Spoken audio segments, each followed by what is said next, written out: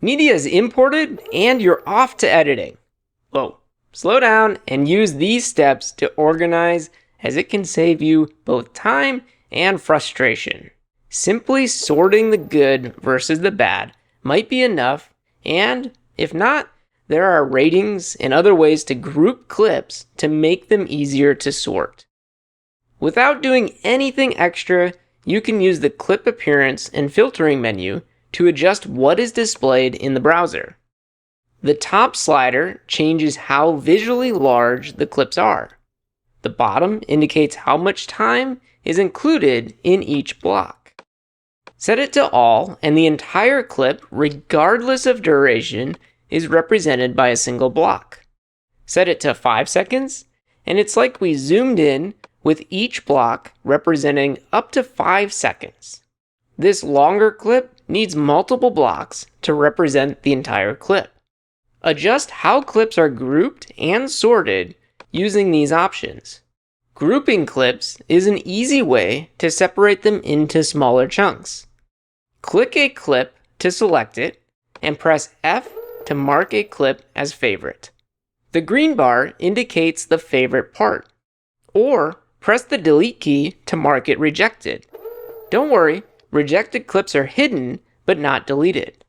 Use the filtering menu to show all clips and the red rejected clips return. Select it and press U to unmark the clip. Click and drag across part of a clip to select that portion. Then mark it as a favorite or rejected. If I reject something, I want it to be hidden. Control H changes the filter to hide rejected. Add many more groups with keywords. Command K to display and create keywords. For the lights, I'll add lights on, lights off, red, green, blue, and assign them to the shortcuts. With part of a clip selected, I can use the control shortcuts to add the keywords. Final Cut automatically creates collections in the browser for the new keywords. Additional information for a selected item is available in the Info Inspector. The resolution of this clip is 3840 by 2160, and the frame rate is 60p. This also works for projects.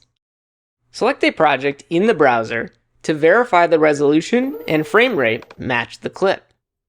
Click the Modify buttons to adjust the project settings. Most of the data in the inspector can be used in the browser to organize. In the browser, use the search to locate items and create a smart collection to filter clips. Click the magnifying glass in the browser to start a search. Click the Filter button to show more options. Use the plus button to show the various options. Let's say we want to see all 4K clips from the primary shoot day. I'll add the shoot date and then the format resolution to set 4K.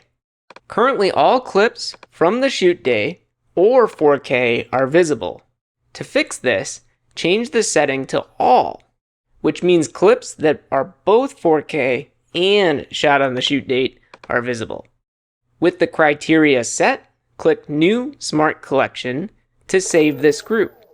If any additional footage is imported that match that criteria, it will automatically be visible in that group.